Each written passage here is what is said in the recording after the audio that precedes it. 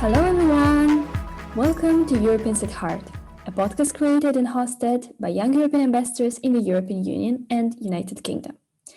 Today, we will go further with our special edition, and in this episode, we will focus on the real facts and how to separate them from the misinformation so widespread on the media about the tragic situation happening in Ukraine right now. In this episode, I'm here to present Anna, who will give us some insights while having a background of a young person who spent a big part of her life both in Russia and in Poland, completing her education and dedicating lots of her time to volunteering in academic activities. Anna, I believe that our listeners are quite intrigued now. Please give us more details about yourself. Hello, everyone. Thank you for the invitation. I'm very glad that I had the opportunity to speak with you in such difficult times. I believe that our only effective weapon is information, and we should talk as much as possible about war and about the events related to war taking place at the moment from the point of view of various experts. So I just want to tell you a few words about my early life. Despite the fact that I am Polish by nationality, I was born in Moscow and lived there most of my life. So I went there to school, made my first friends, and in general grew up. I graduated from the Faculty of Law of the All-Russian State University of Justice in Moscow. And in the same time, I studied at the Faculty of Law at the University of Warsaw. So I tried to lead an active student life everywhere. Originally in Russia, I was a full-time college student, and then everything looked different. So we traveled abroad and communicated with representatives of other countries. I have participated in many competitions, and when I moved to my homeland, Poland, I was more active at the Polish university, and I was a member of many scientific circles. For example, my favorite scientific circle, Law and East, organized many events with representatives of Russian, Ukrainian, and Belarusian universities. When I was the president of this circle, we managed to achieve great results. And now I'm very sorry because, for example, with some partners, we cannot continue to cooperate at the moment as before. So I can say that my so-called double education was a unique experience, and unfortunately, it was not easy. At the same time, I saw completely two different paths, two different student communities. For example, in Poland, it was considered absolutely normal to participate in demonstrations and openly express our opinions regarding the adoption of new laws. Different students had different points of view, but there was no ban on the peaceful presentation of our views. And, it's not secret that in Russia, in case of participation in protests, the university authorities may decide to expel the students participating in such events. I think most of us actually saw from the beginning the video seemingly recorded by the students of the MGIMO University in Moscow, Russia, and actually even more photos, videos of students even in schools and actually even in kindergartens, with kids, pupils, students showing this kind of letters, Z or V, or V, depends how people will name it, in which language. And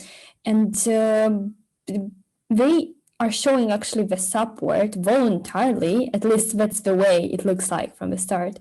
They are showing their support to the army of Russia, which is now continuing the war in Ukraine. And knowing that you completed your studies in Moscow too, could you tell us something more about education in Russia? Like, what is the general approach that is taking in it about Russia's history, relations with the European Union and the Eastern Partnership countries? Also, I think that many have seen a joke on the internet.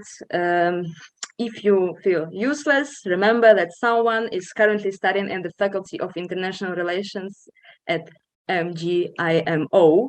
Moscow State University of International Relations, and that says a lot. Unfortunately, at the moment, in my opinion, almost all educational institutions in Russia are subject to the current regime. Many of them propagate and justify the war, including the leading university in the field of international relations, MGIMO. What could I say about Russian education in general? It depends on the institution. If we are talking about the quality of education, I can say that Russia has a lot of outstanding scientists and specialists, but unfortunately, these advantages cannot be fully used at the moment. So, to my mind, universities such as for example, Higher School of Economics, which are not under individual ministries, are more liberal and more open. And of course, a few years ago, there was no such significant differences. So now I can notice that, for example, the influence of the state is recognizable at some universities. I think that the basis for the perception of other countries is still established at school. When I was studying at school, Russia was different. So there was no open intolerance of European Union countries. Of course, I can notice that Russia has always been presented as a power that has an advantage over others. But I could say that it was not absolute. For example, I remember that the only winner of the Second World War was the USSR. And now it's difficult to imagine that Ukraine, which was also part of the Union, is an enemy. I could say that with the passage of time, the European Union also has become an invisible enemy that should be criticized for alleged threats. Do you, generally speaking, agree with the perspective taken by educational system in Russia on these topics? And if no, maybe, how would you change it? I think that the problem lies in the fact that many people are not interested in anything other than their studies and spheres of activity. And maybe they're afraid to get their heads out of the sand. So it works. I mean that Russian propaganda primarily lies in the imagined style of the past. Russia does not think about the future. Russia respects the past. 80 years after the start of the Second World War, children still participate in the celebration of Victory Day in military uniforms and caps called pilotka. I saw a lot of photos of how elementary school students play in performances of soldiers marching in schools. They say, "We can repeat." They make photos with Z signs, as you mentioned earlier. So I think that the worst thing is that many parents support this and believe that this education, this patriotic education, is the basis of properly functioning state. But I think that, in fact, everything needs to be done that such terrible events as Second World War never happen again. I think that Russia is preparing the future generation for constant conflict and readiness for the hostilities. I think that propaganda is aimed at justifying what's happening, and that's part of the culture, and that you need to respond to the provocation of the enemy. If the children from a very young age are involved in that, they simply have no choice, and they should not have a different point of view. But not only children, also adults not even try to find out the other side of the coin. Legislation is being adopted to implement criminal liability for disseminating information about the war, and in general for calling the war a war, not a special operation. Continuing the ideas that you are telling me right now, and I want to also mention that the statistics that are available at the moment, they are showing to us that in Russia now more than half of the population, but much more than the half of the population, agrees with the tactics used by the Putin regime. And it's quite interesting, the information that you're giving to me, because you know this culture much better than I do, because you lived there. And from what I get, from what you're explaining, you want to tell us that so many people are actually believing that the West is doing the whole propaganda, and even some Russian nationals believe that there is no actual war in Ukraine because it's easier for them to believe like that. It's easier to accept this kind of a reality instead of accepting that it was all a mistake and it's actually shame on a nation. What do you think? Why so many are falling into this? Yes, I mean it, and I think that it's difficult for people to even imagine that it's possible to leave the comfort zone, that there are other opinions. At the moment, in the 21st century, all people have access to information via the internet, but many feel more comfortable thinking that government officials know better how domestic and foreign policy should look like. It's also maybe a consequence of the fact that many adults, like me, for example, have lived all their lives under the same authority. When Putin became president, I was 4 years old. And despite the fact that many traveled, talked with other people from different countries, many Russian citizens simply do not see an alternative and think that it can only get worse. Propaganda has been working for a long time, and many are sure that the 90s were the worst times, and everyone is terribly afraid of returning to these events. Mm-hmm. So, seeing how much people are influenced under the propaganda of the Putin regime, could you please tell us more? How are you securing yourself to not fall into this trap too? I could say another few words about me. It's much better to use yourself as an example. Uh, when I lived in Russia as teenager, I have never been afraid to speak directly about my views. And I have always tried to be interested in the political life. I tried to keep up to date with what's happening in the world. My awareness of issues related to the political situation around the world developed separately because I myself was interested in this. And like everyone else, I graduated from high school. I went on to further studies, entered the faculty of law, of course, was interested in different things. And over time, I began to notice how freedom of speech is limited in Russia, how the population is forced to think the same way. I could say factory-made way, and in accordance with the postulates generally accepted by the state. Therefore, I believe that the only way to fight disinformation is to constantly seek information from another sources, from various sources. The most important thing is to be interested in the issue and not close in the cocoon of propaganda and one-side opinions. I think that wealth lies not in money, but in knowledge. This knowledge, which can be transformed into a civil position and humane point of view. And I want to mention that far from all Russians would like integration with the European Union and the West. And I think that Russia has a long way to become full-fledged civil society. I believe that everyone has the right to their point of view, but if it's not openly contrary to the law and morality. At the same time, we need to separate propaganda from established opinion.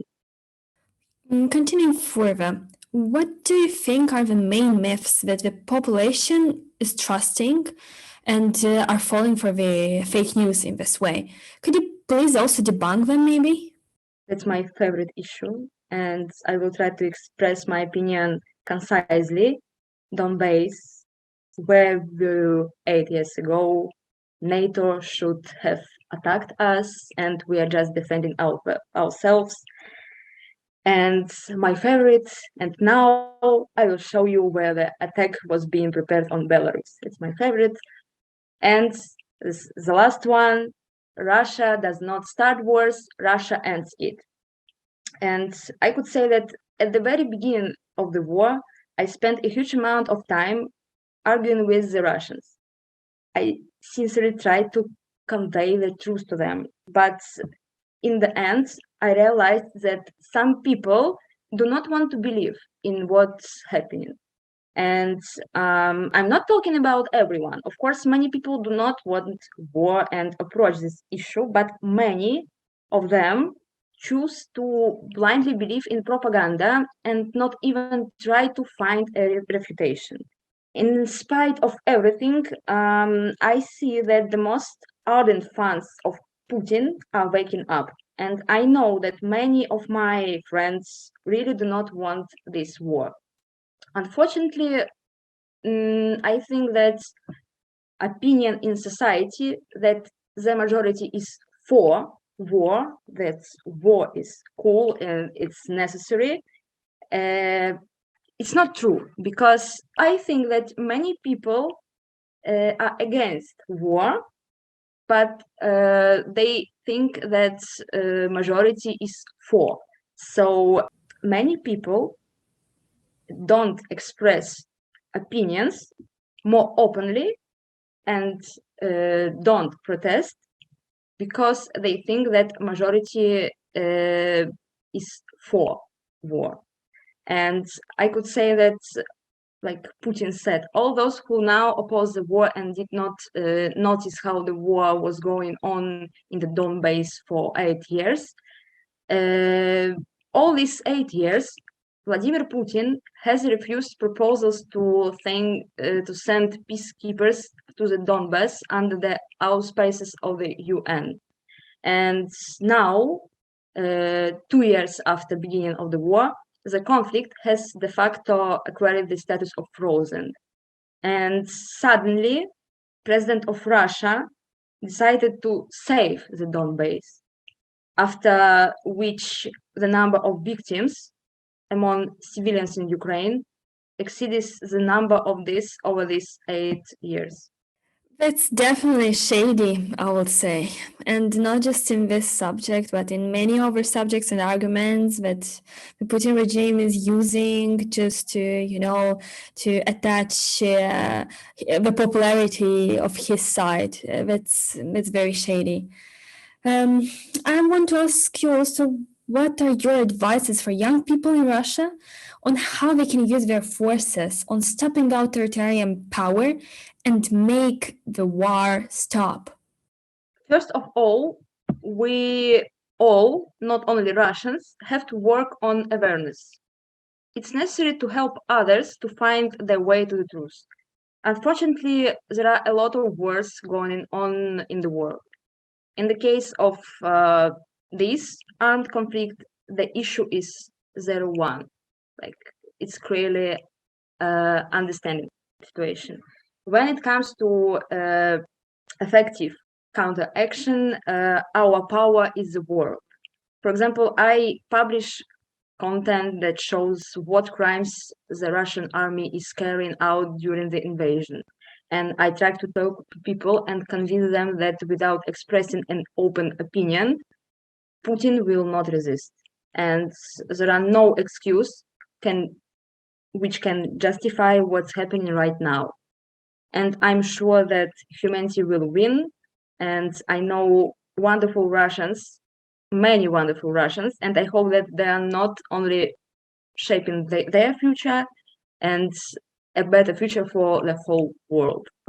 I totally agree with the measures that you proposed. I'm also trying to follow them. I actually also observed there's some sort of influence on the social media that people might actually be, not for the war, being all for the peace.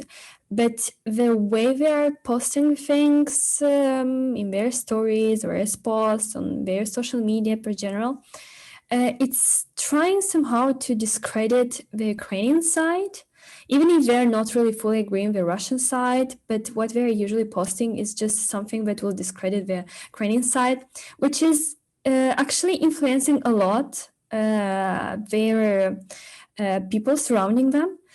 Because in this way, you see more information about discrediting one of the sides, more and more of it. And if you don't post actually the whole picture, people will see just, everything one-sided. So it's quite important if you start to take this in your hands, to try to inform people around. You really need to be as trustworthy as possible, for real, to check all of the news everywhere, all of the information in different media outlets, but also to try to expose everything not just from one side, and to still be realistic in everything that you are posting. So Anna, I want to say that it was really a very productive and interesting discussion with you. I thank you for your dedicated time, for informing others about the disastrous reality happening right now and helping them to fact-check the news about Ukraine. I think it's not just me, but many more of the people appreciating the actions you're taking. I wish you and everyone else lots of forces to keep doing that. You gave us very useful methods on how to help in the current circumstances, trust me. And now I want to remind our dear listeners that if you want to be further notified about the new coming episodes, please subscribe and don't forget to follow us on our Instagram and Facebook pages, which will be named as EU Neighbors East.